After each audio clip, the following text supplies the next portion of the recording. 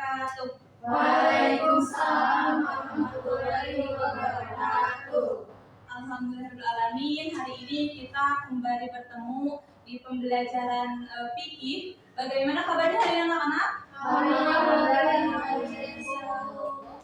Alhamdulillah, semoga kita selalu diberi kesehatan dan saudara-saudara kita serta teman-teman kita yang mungkin sedang kurang sehat, semoga Allah beri kesembuhan. Baik, agar pembelajaran kali ini kita dimudahkan oleh Allah dan juga mendapatkan keberkahan dalam menuntut ilmu, maka silahkan kita berdoa bersama-sama. Doa dipimpin oleh Indah. Baik, sebelum memulai pembelajaran, alhamdulillah kita berdoa terlebih dahulu. Berdoa dalam ini. Alhamdulillahirrahmanirrahim. Selanjutnya Ibu mau tes dulu kehadiran anak-anak semua, apakah hadir semua atau ada yang tidak masuk hari ini.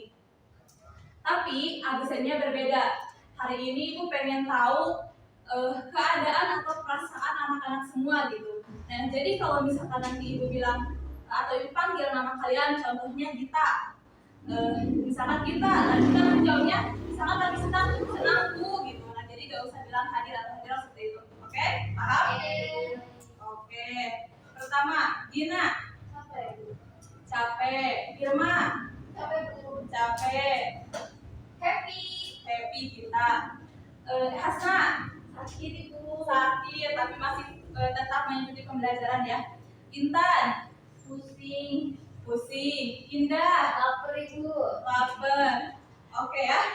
Anak-anak, dengan berbagai perasaan yang berbeda-beda, semoga tidak mengurangi rasa semangat anak-anak untuk belajar hari ini ya. Yang tadi ngerasa capek hari ini, nanti setelah ini bisa istirahat. Yang sakit semoga Allah sembuhkan, dan yang merasa pusing dan sebagainya semoga kita bisa kembali fit setelah nanti kita beristirahat. Oke? Oke. Pada pembelajaran kali ini, ada yang tahu akan belajar tentang apa? Belum tahu. Oke. Nah, jadi di pembelajaran kali ini kita akan sama-sama belajar, sama-sama membahas mengenai dengan sumber hukum Islam. Apa? Sumber hukum Islam. Ya, nah sumber hukum Islam. Tapi sebelum itu Ibu mau menyampaikan dulu nih tujuan daripada kita belajar hari ini tuh untuk apa gitu. Nah, tujuan pembelajaran kali ini siswa diharapkan mampu mengidentifikasi dan menjelaskan sumber-sumber hukum utama, yaitu Al-Quran, Sunnah, Ijma, dan Qiyas, serta menerapkannya dalam menganalisis kasus sederhana. Dan itu juga tujuan daripada pembelajaran kita kali ini adalah untuk menumbuhkan sikap menghargai perbedaan pendapat ulama dan bersikap terbuka terhadap keberagaman dalam memahami hukum Islam. Nah, maka dengan demikian anak-anak semua Ibu harapkan mampu menjadi muslim yang berilmu dan bertanggung jawab dalam menjalankan ajaran Islam seperti itu. Oke, selanjutnya Ibu mau tanya terlebih dahulu, mengapa sih sumber hukum Islam itu tidak cukup dengan Al-Quran dan As-Sunnah saja? Siapa yang menjawab? Gimana Gina? Karena ada beberapa ayat Al-Quran yang bisa dibilang agak gitu, maksudnya kayak bermajas gitu kan. Jadi disempurnakanlah, dijelaskan kembali oleh hadis. Oke, bagus ya Gina. Yang lainnya? Hasna. Soalnya kalau masalah zaman sekarang kadang ada hubungannya yang ada di Al-Quran dan hadis, jadi ada ijma sama qiyas. Betul. Ada lagi yang lain? Sudah. Oke. Betul ya, bahwa apa yang dikatakan oleh Gina, oleh Hasna betul. Nanti kita akan bahas lebih jauhnya lagi. Nah, yang pertama Ibu mau menjelaskan terlebih dahulu mengenai apa itu sumber hukum Islam gitu ya. Sumber hukum Islam itu adalah seperangkat aturan yang bersumber dari wahyu Allah dan sunnah Rasul yang mengatur perilaku manusia yang sudah balik dan diakui serta diyakini menjadi mengikat bagi semua umat Islam. Jadi seperti ini, bahwa anak-anak semua tahu yang namanya halal dan haram. Anak-anak tahu apa yang Allah perintahkan dan apa yang Allah larang, seperti itu. Nah, itu adalah aturan-aturan yang Allah berikan kepada kita, tentunya sumbernya dari wahyu Allah dan sunnah Rasul, seperti itu. Nah, kemudian nanti ada ijma, ada qiyas dan sebagainya. Nah, nanti kita bahas bersama-sama. Oke. Selanjutnya ada macam-macam sumber hukum Islam. Nah, sumber hukum Islam ini terbagi pada dua kelompok. Ada yang tahu? Tahu. Apa, Hasna? Ada yang disepakati sama tidak disepakati. Oke, betul ya. Jadi perlu anak-anak ketahui bahwa sumber hukum Islam ini terbagi kepada dua. Nah, yang pertama itu ada muttafaq. Apa? Muttafaq. Nah, muttafaq yang kedua ada mukhtalaf. Muttafaq apa? Yang disepakati. Kemudian mukhtalaf apa? Yang tidak disepakati. Atau diperselisihi. Oh, atau diperselisih, betul. Seperti itu ya. Nah, muttafaq dan mukhtalaf ini terbagi-bagi lagi. Muttafaq, ada yang tahu muttafaq ada apa aja? Nah, betul. Muttafaq ini terbagi kepada 4 ya. Yang pertama ada Al-Quran, yang kedua ada Sunnah, yang ketiga ada, yang keempat Qiyas. yang keempat qiyas, betul. Nah, sedangkan yang mukhtalaf ada yang tahu? Ya, apa aja coba? Oh, terus masalah,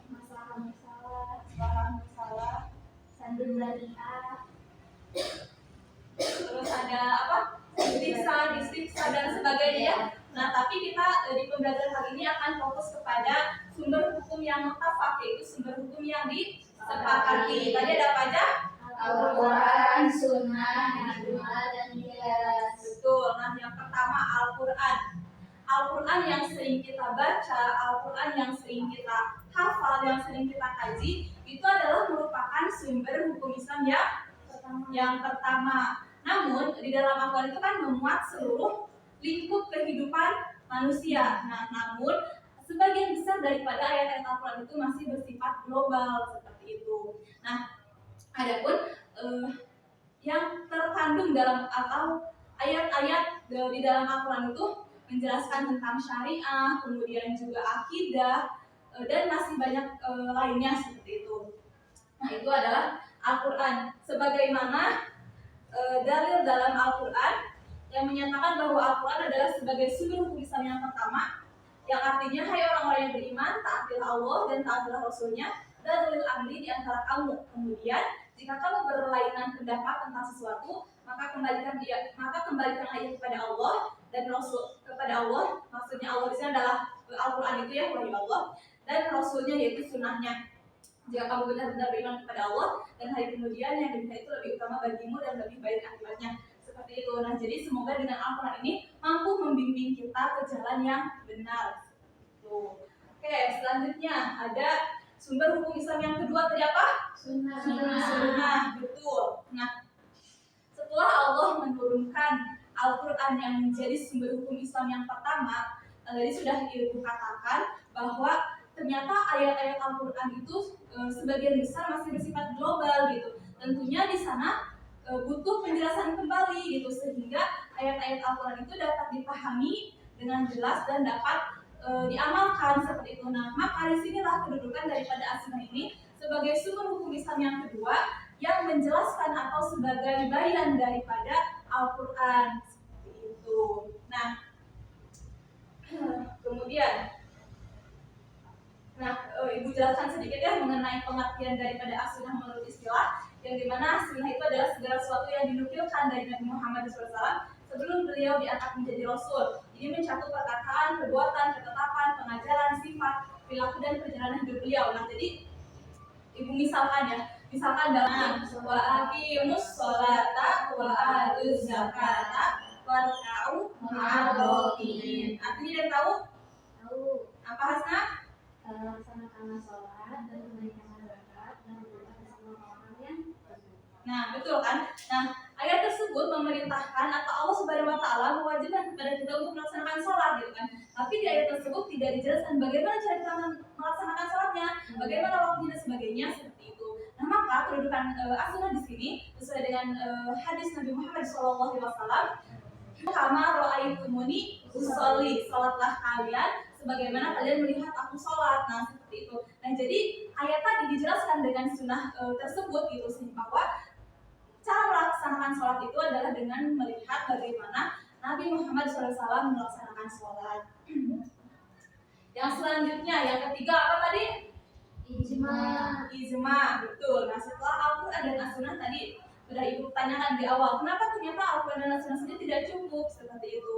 Nah karena tadi disampaikan oleh ahli kitab Nina dan Hasna bahwa memang nantinya ada permasalahan-permasalahan yang memang tidak ada di Al-Quran dan tidak ada di hadis gitu, sehingga diperlukan yang namanya pengajian ulang, kesepakatan para ulama, sehingga kita di sini mampu mengamalkannya lebih benar lagi seperti itu.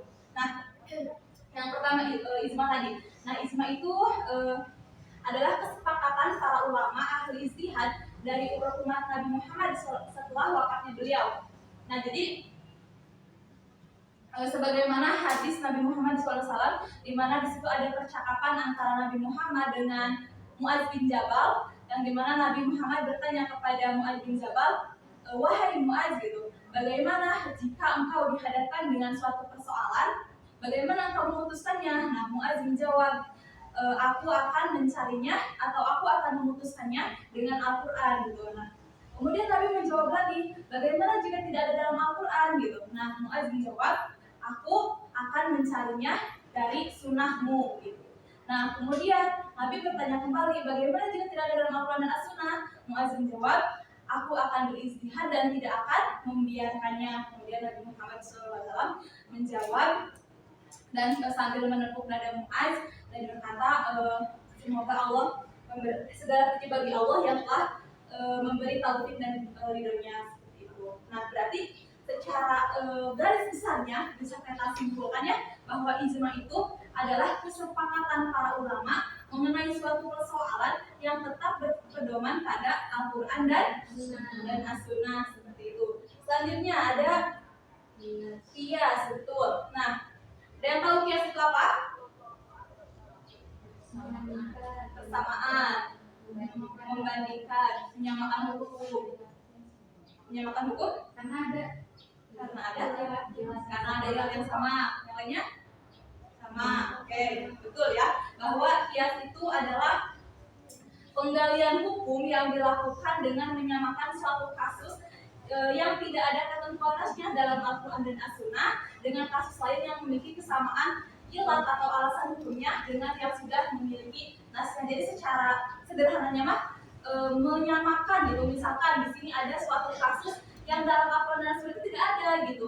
Nah, ini tuh biasanya disamakan sama apa? Contohnya narkoba, contohnya ganja, dan hal-hal yang memabukkan lainnya. Itu kan dikiaskan dengan yang namanya homer gitu kan, dengan yang namanya homer. Kenapa? Karena homer itu memabukkan gitu. Nah, kenapa dikiaskan dengan homer? Karena kan narkoba, terus ganja dan yang lain-lainnya itu memabukkan. Maka segala sesuatu yang memabukkan itu adalah hukumnya haram. Nah, itu kias. Oke. Nah, sebelum lanjut, Ibu mau ice breaking dulu ya. Ibu mau ice breaking dulu biar anak-anak semua tuh nggak ngantuk dan nggak bosen. Ice breakingnya simple aja. Ice breakingnya misalkan tepuk ya, tepuk pagi, siang, sore. Tepuk pagi itu 1 kali, tepuk siang 2 kali, tepuk sore 3 kali. Tepuk sore diem. Nah, tepuk sore diem, oke? Oke. Pagi, siang, pagi, siang, pagi, siang, sore, siang, sore, siang, pagi, siang, sore. Mantap. Anak-anak semua masih fokus, masih konsentrasi, oke? Kita lanjut ya. Nah, di sini tuh sebenarnya Ibu punya satu tontonan gitu. Nah, karena sedang mati listrik, bisa kelihatan nggak dari laptop? Bisa, Ibu, insya Allah bisa ya. Nah, ini itu adalah tugas kelompok. Ibu bagi kelompok ini 2 ya. Ini satu kelompok, ini satu kelompok. Jadi ini kelompok 1, ini kelompok 2. Nah, silahkan ditonton terlebih dahulu videonya. Nanti ibu jelasin tugasnya. Bisa operasi. Oke. Ngapain sih kita kesini? Soalnya takdir kita ada di dalam. Lihat. Acara ini akan berhasil dan bisa membuatku cantik. Tenang saja, aku sudah berusaha melakukan wajah. Baik kalau begitu. Ya udah, aku siapkan operasinya ya. Kamu tunggu dulu bentar. Baik. Oh, jadi dia mau operasi wajah. Benar. Yuk, tunggu dia sendirian. Siapa kalian? Katanya mau oplas. Ya udah, ayo kita mulai. Serius? Pakai itu? Bukan, bukan. Kita adalah penjaga hatimu. Lalu apa mau kalian? Apa kamu yakin mau oplas wajahmu? Iya, aku pengen cantik. Hidung lancung, wajah tirus, pokoknya. Oh ya, udah. Nah, jadi di cerita ini bahwa si perempuan ini ingin terlihat cantik, ingin perfect gitu ya. Nah, dia ingin melakukan operasi gitu, ingin melakukan operasi plastik. Nah, tugas anak-anak semua di sini, setiap kelompok mendiskusikan bagaimana hukum daripada operasi plastik ini, baik dalam Al-Quran, dalam As-Sunnah, terus dalam ijma'nya. Kalau misalkan ternyata tidak ada nih dalam Al-Quran dan As-Sunnah gitu, bagaimana kiasnya, dikiaskan dengan seperti apa, seperti itu ya. Paham? Paham. Ibu kasih 10 menit untuk kalian mendiskusikannya, nanti satu orang menjelaskan hasil diskusinya. Oke? Oke, silahkan. Begini segini.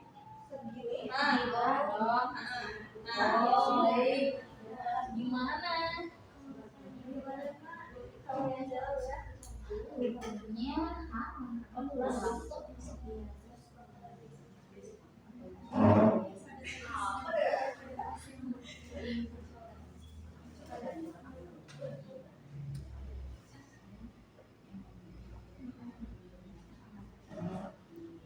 iya, memang ada kebakaran.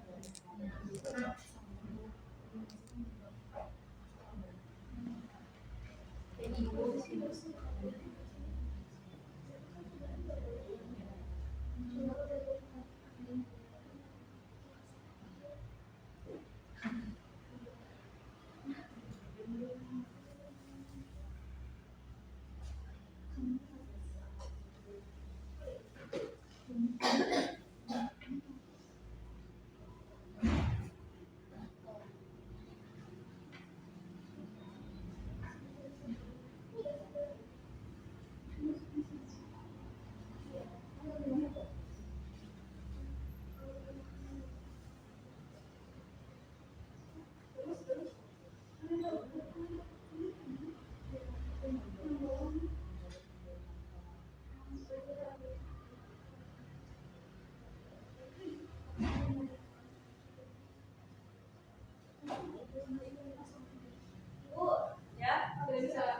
Sudah, oke. Dari kelompok 1 terlebih dahulu silahkan. Berdiri ya, di situ aja tapi berdiri. Kami bersepakat bahwa itu masuknya ke sunnah. Sunnah? Maksudnya Dari oke. Masuk ke sini ya. ya. Sunnah.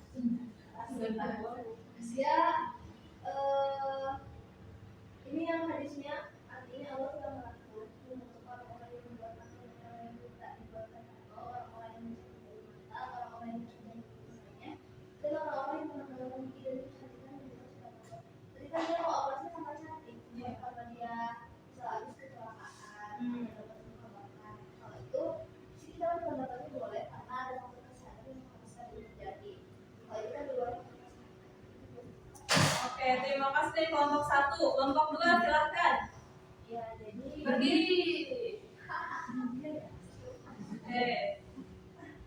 ya jadi kalau apa sih merubahnya itu nggak ada alasan yang sesuai syariat, itu tidak diperbolehkan dengan karena dia ada beberapa saya berubah dengan Allah. Nah itu dikatakan dari Al-Quran surah An-Nisa ayat 119 dalam ceritanya itu, jadi pertengahan ayatnya itu ada kalimat wala amro'anahu fayuwayyun waktu itu mengubah ciptaan Allah. Nah dari sini tuh ada beberapa ulama yang mereka tuh menghasilkan kalau dalam manusia itu berarti tidak boleh operasi tanpa alasan yang dijelaskan sama saja dengan ciptaan Allah.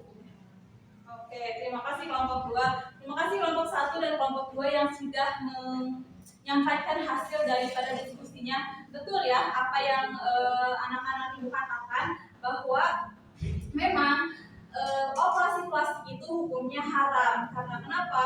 Karena merubah ciptaan Allah seperti itu.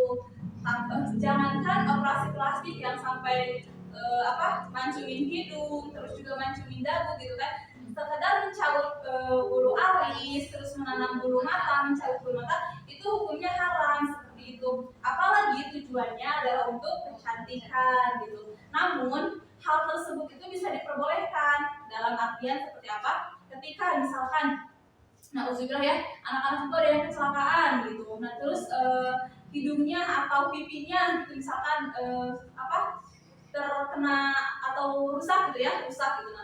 Nah itu bisa dilakukan operasi karena tujuannya adalah pengobatan seperti itu. Kemudian misalkan misalkan lahirnya sumbing gitu ya, lahir sumbing. Nah itu kan nanti dilakukan operasi gitu supaya bisa normal. Itu kan tujuannya bukan untuk mempercantik gitu, tapi tujuannya untuk mengobati. Jadi untuk pengobatan itu dibolehkan seperti itu. Nah,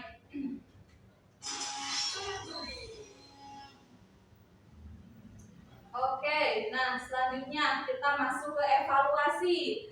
Nah, kita sudah belajar bersama-sama mengenai apa itu sumber hukum Islam, terus juga kita membahas mengenai sumber hukum Islam yang mutlak seperti itu. Nah, sekarang ibu pengen tahu anak-anak ibu tuh merhatiin nggak sih ibu tadi nyampein gitu, atau apa sih yang tadi ibu sampaikan anak-anak ibu masih ingat gak gitu. Nah, ibu mau tanya aja ya, langsung tanya-tanya. Oke, yang pertama Indah. Nah, tadi ibu sampaikan bahwa sumber hukum Islam itu dikelompokkan kepada dua atau terbagi kepada dua, apa aja? Mutafak apa Hasna? Yang disepakati. Yang disepakati ada apa aja dari mutafak itu Intan? Al-Quran dan Sunnah.